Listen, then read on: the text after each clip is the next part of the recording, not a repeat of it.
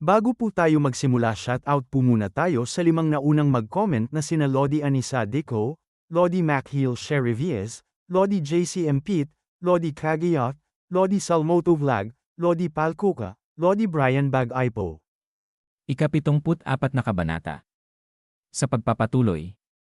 Sumapit na ang kinabukasan na mabilis na pumunta sa silid ng ating bida si Chongsang at Changwo, sinasabi na Master Uncle. Tinanong pa ni Chongsang sa ating bida na pupunta ka ba sa labas. Tumugon ang ating bida na oo, kailangan kong pumunta sa Orthodox Muslim Alliance sandali. Bakit, may problema ba? Dagdag pa sa kanya ni Chongsang na nakangiti sa kanyang likuran si Changwo na iniisip lang namin kung pwede kaming maglakad-lakad sa mga kalsada ng Wuhan pagkatapos ng training namin ngayon. Na napasabi ang ating bida sa kanyang isip na tuwang-tuwa talaga ang mga batang ito. At hinawakan niya ang dalawa sa balikat at sinabi sa kanila na sige. Sandali lang ako. Babalik din ako agad, kaya siguraduhin niyong hindi kayo tatamad-tamad at mag-training kayo ng maayos. Natumugon ang dalawa sa kanya na oo, Master Uncle. Mumisi ng may pagkainis ang ating bida at sinabi sa isip na alis na ba ako ngayon. Papunta sa pinakapuso ng kampo ng kalaban. At lumipas ang ilang sandali na makikita ang Orthodox Muslim Alliance. Sa silid na ito may nagsasalita na isang karangalan na makaharap ang espada ng wudang na kilalang-kilala nitong mga araw. Dagdag pa nito na ako ang dakilang estratehiya ng Muslim Alliance, Jegal Hayobjin. Nakatingin sa kanya ang ating bida na may ngiti ng kakaiba na sinabi sa isip na oo, Jegal Hayobjin. Ang tagal na nating di nagkita, hayop ka. Siyempre kilala kita. Imposibleng hindi. Ang dami kong laban na natalo dahil sa mga tusong plano ng lintik na estratehiyang to, hindi ko na mabilang kung ilang pagkatalo na ang dinanas ng Evil Sect Heaven dahil sa kanya. Tuwing natatalo ako sa Orthodox Muslim Alliance, sobra akong naiinggit sa kanila dahil meron silang Jegal Hayobjin. Isang tusong estratehiya. Kahit na malakas na ako sa sarili ko. Sinabi ni Jegal Hayobjin na dapat sana ang pinuno ng Muslim Alliance ang sasalubong sa iyo. Pero may nauna na siyang appointment, kaya kailangan mong maghintay. Nang kaunti. Tumugon ang ating bida sa kanya na okay sige, naiintindihan ko. Habang makikita sila mula sa itaas, sinabi niya sa kanyang sarili na hindi ako makapaniwala sa sarili ko, hinayaan kong maakit ako ng kagandahan at kusang pumasok sa pinakapuso ng kampo ng kalaban. Chuljiriang, hayop ka, kailan ka ba darating? Gusto ko nang makaalis agad sa lugar na to, at sinabi sa kanya ni Jegal Hayobjin na higit sa lahat, ito yata ang una mong pagbisita rito. Ano ang palagay mo? Nagpalinga-linga ang ating bida at sinabi niya na ito daw ay malaki. Hindi makapaniwalang sumagot si Jegal Hayobjin na ano. Naiinis na sinabi ng ating bida, sabi ko, ang laki ng lugar na to. Tumawa ito at sinabi na pasensya na. Talagang isang taoista ka ng Wudang Sect. Matalinong sagot sa aking katawang tanong. Mukhang hindi na kailangan pa ang tanong ko. Hindi maintindihan ng ating bida ito at sinabi sa kanyang isip na sinabi ko lang naman na malaki, bakit siya tumatawa? Malinaw namang mas malaki ito kaysa sa pangunahing kuta ng Evil Sect Heaven. Dagdag pa niya na ilang mataas at matitibay na pavilions kaya ang meron sila. Napaseryoso siya ng tingin at sinabi sa isip na narinig ko, gumastos ang mga hayop na to ng malaki para itayo ang mga pavilions na yan. Nakatingin sa ibaba si Jegal Hayobjin na sinasabi na tama. Ang laki nga. Sa totoo lang, parang sobra na. Dagdag pa nito habang pumikit na pero sa labas lang maganda ang itsura. Malaki nga pero wala namang laman o saysay.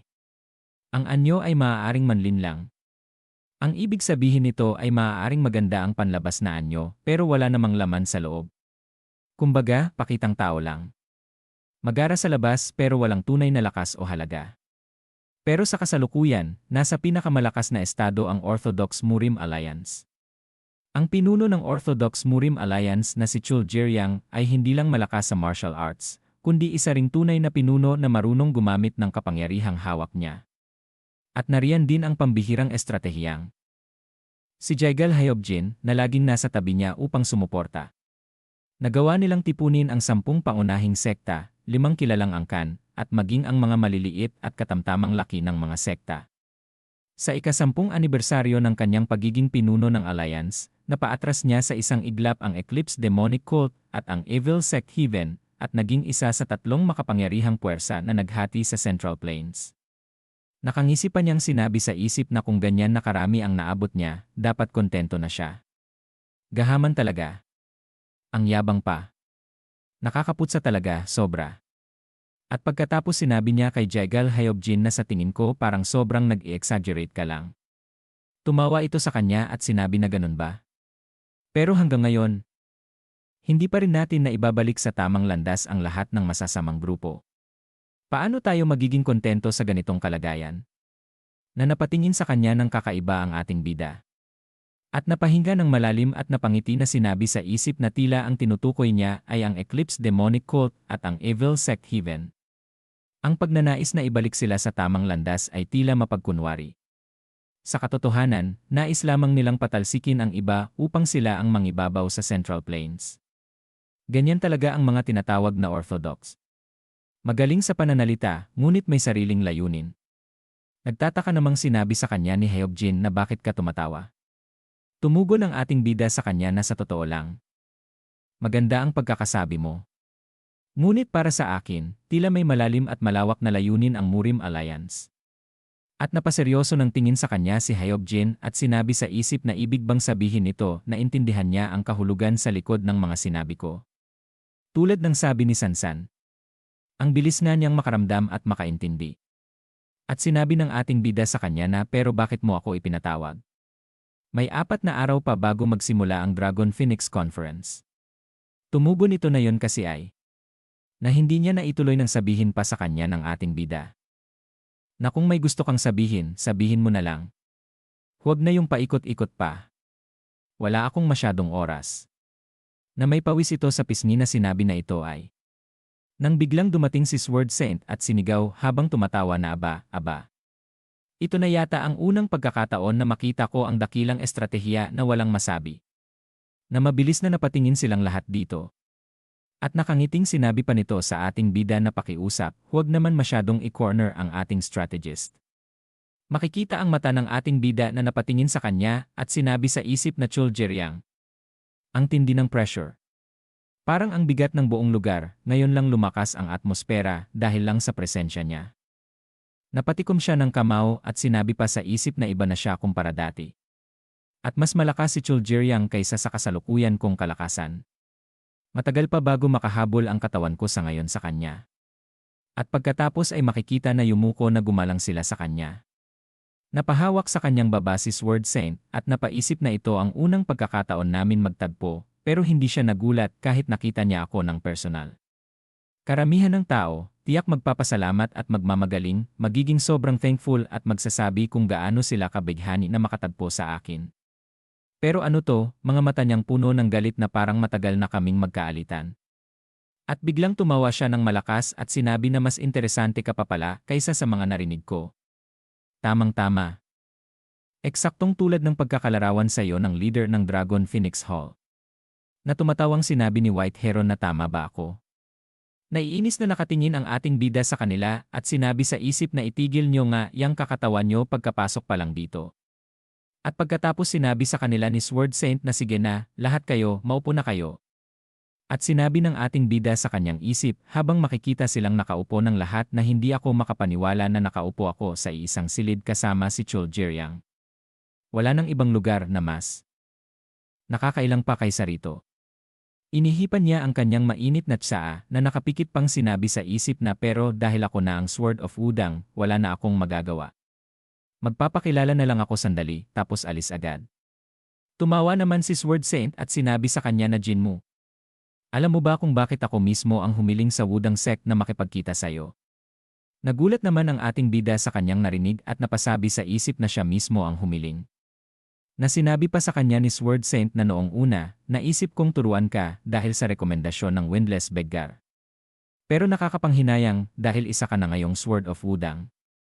At naiisip niya ang nangyari noong pinapili siya na sandali lang.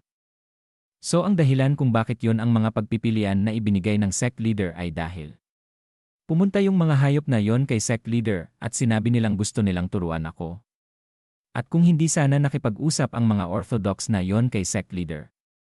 Kung ganoon, ang mga pagpipilian na ibinigay sa akin ni sect leader ay magiging Sword of Wudang at ang Master Disciple, At kung nangyari yon, kahit ano pang piliin ko, matututuhan ko na ang dual internal key art. Na nanginginig ang buo niyang katawan hawak ang tsaa. Kung hindi dahil sa mga matatandang siraulong to, hindi ko sana kailangang dumaan sa lahat ng abalang to, di ba? Lahat ng ito ay kasalanan nyo, mga hayop kayo. Na sinabi sa kanya ni Sword Saint na pero ngayon na nakita kita. Hindi ka pala karapat dapat turuan ko. Na sinabi ng ating bida sa kanyang isip na hindi ko rin naman gusto matuto mula sayo. Sumabat naman si White Heron at sinabi na sa totoo lang, siya ang espada ng Wudang. Ang batang ito ay halos kasing husay ko na. Natumawa si Sword Saint at sinabi na talagang napakagaling niya para matuto pa sa iba. Pero hindi ko rin naman basta-basta mahihiling na sumali siya sa martial hall. At sinabi nito sa ating bida na ano sa tingin mo kung maging isang martial arts instructor ka sa Dragon Phoenix Hall ng Orthodox Murim Alliance. Napasabi naman ng ating bida sa kanyang isip na ano. Na masayang sinabi ni Jaigal Hayobjin na ito na nga siguro ang pinakamagandang desisyon na ginawa mo nitong mga nakaraang araw. Na masayang sinabi rin ni Jaigal Sansan na ayos sa akin yan. Tumatawang sinabi ni White Heron na ayos. Sobrang bagay sa kanya iyon. Na binaril ng daliri ni Sword Saint si White Heron at tumatawang sinasabi na mukhang bagay na bagay sa kanya ang pagiging isang martial arts instructor. Na makikita sa kanilang likod ang ating bida na hindi makapaniwala. At nabasag ang hawak na tasa ng tsaa sa galit at sinabi sa isip na ang mga hayop na ito. Pinapasunod nila ako sa kanila. Gusto nila akong magturo sa mga paslit na kinolekta lang kung saan-saan sa Central Plains. Natumawang muli si Sword Saint at sinabi na sige kung gayon. Ituturing ko na yan bilang isang pagpayag. Ngunit biglang nagulat ang mga ito nang sabihin ng ating bida na ayoko. Hindi maipinta ang naging reaksyon ng muka ni Sword Saint at sinabi na ano. Tumayo ang ating bida at sinabi na ang sinabi ko ay ayaw ko. Dagdag pa niya sa kanya na hindi ako interesado sa posisyon na binanggit mo. Makikita ang muka ng ating bida na sinabi pa niya sa kanya na kung tapos ka na, paalisin mo na ako. Medyo abala ako. At dito na po nagatatapos ang ika-74 na kabanata.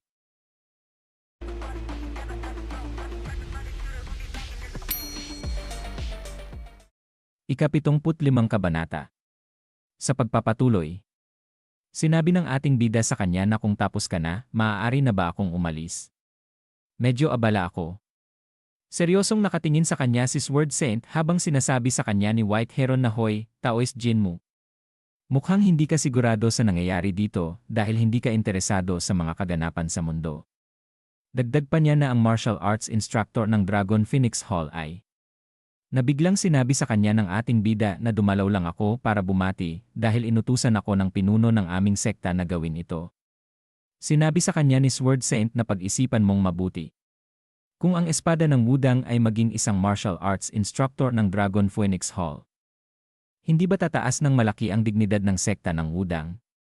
Isinuntok ang kamao sa palad ng ating bida.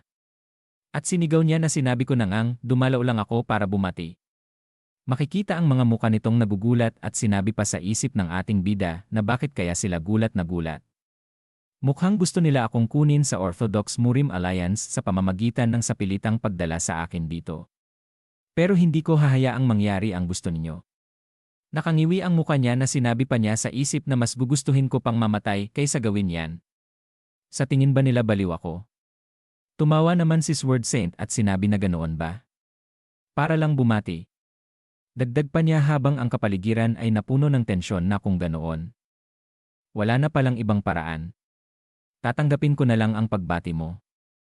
Na nagtatakang nakatingin ang ating bida sa kanya habang sinasabi sa isip na bakit biglang naging sunod-sunuran ang walang hiya na ito. Tinawag siya ni Sword Saint at sinabi na ikaw. Na napatingin naman siya sa kanya. Nakangisi ito at sinabi na alam mo naman siguro kung ano ang ibig sabihin ng pagbati para sa mga martial artist, hindi ba? At pagkatapos isang magandang lugar ang makikita. Kung saan sila ay nasa entablado na nakatayo. Ang lugar pa lang ito ay ang Orthodox Murim Alliance Underground Office. Sinabi sa kanyang tumatawa ni Sword Saint na ito ang aking pribadong lugar ng ensayuhan. Nakatingala ang ating bida na sinabi niya na pribadong lugar ng ensayuhan. At sinabi niya sa kanyang isip na paano niya nagawa ang ganito kalaking bagay sa ilalim ng lupa. Magkano kaya ang ginastos niya dito? Sinabi naman ni Jaegal Heobjin habang itinaas ang isang paa na pinuno ng alyansa, masyado po kayong mapagparaya. Hindi ako makapaniwalang mga bato-bato ang ginagamit ninyong sahig sa inyong lugar ng ensayo. Tumugon ito at sinabi sa kanya na hinay-hinay ka sa pananalita mo. Dapat ko ring isipin ang pinansyal na kalagayan ng alyansa. Sinabi naman ni Jaegal Sansan na hindi ako makapaniwalang ang mga armas dito ay gawa lang sa pinalakas na bakal. Nahihiya ako sa sarili ko matapos kong makita ang inyong pagtitipid, pinuno ng alyansa. Tumawa ito at sinabi na ang Jaegal clan ay kilala sa pagiging galante, hindi matipid. Na hindi makapaniwala ang ating bida at sinabi niya sa kanyang isip na ang mga baliw na to. Hindi ba nila alam kung gaano kamahal ang pinalakas na bakal? Kung ensayo lang naman, gumamit kayo ng kahoy na espada. Bukod pa sa lahat ng kumikinang na perlas na nakadisplay sa pasilyo, hindi ako makapaniwalang mayroong isang underground training hall na kayang maglaman ng 100 katao. Kahit noong ako pa ang pinuno ng masamang sekta ng langit, hindi ko nagawang magkaroon ng sarili kong pribadong lugar ng ensayo. At ang Murim ay iniisip si Chul Jeryang bilang isang talagang mapagparayang pinuno ng Orthodox Murim Alliance. Naiinis na sinabi ng ating bida sa kanyang sarili na mapagparaya ang muka mo. Dagdag pa niya na iyan ang problema sa mga taong isinilang na mayroon ng lahat. Binabaliwala nila ang lahat ng hindi normal para sa ordinaryong tao. May mga taoista sa bundok udang na halos walang makain at nagtitiyaga sa mga bolang butil, labis na silang magpapasalamat kung mayroon lang silang makain sa buong araw. Mayroon ding mga palaboy mula sa masasamang sekta na walang kahit isang disenteng armas habang nagpapagalagala sa murim na may sira-sirang bakal na espada. Pero heto sila't tinatawag ang sarili nilang mapagparaya habang sinasayang ang mga resources ng hindi kinakailangan. Dapat malaman ng lahat sa murim ang katotohanan tungkol sa kasuklam-suklam na pagkatao ng matandang balasubas na Orthodox na to. Naiinis na nakangisi ang ating bida na sinabi niya na kung tapos ka na sa pagyayabang, maaari na ba akong umalis? Tumawa si Sword Saint at sinabi na sandali lang. Hindi ka pa nga bumabati ng maayos, di ba? Alam mo naman siguro kung paano nasasaktan ang mga martial artist habang nagbabatian, di ba?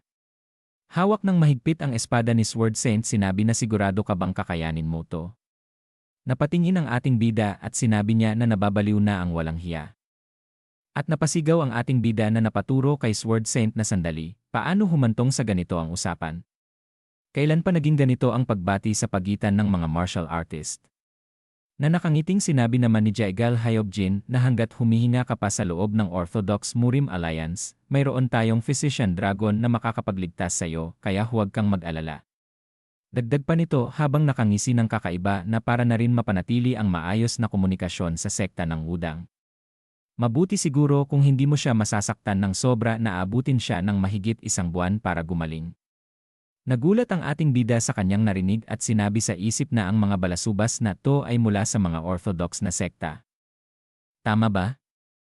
Seryosong tumingin ang ating bida at sinabi pa sa kanyang sarili na pagbati ng mga martial artist, kalokohan ito.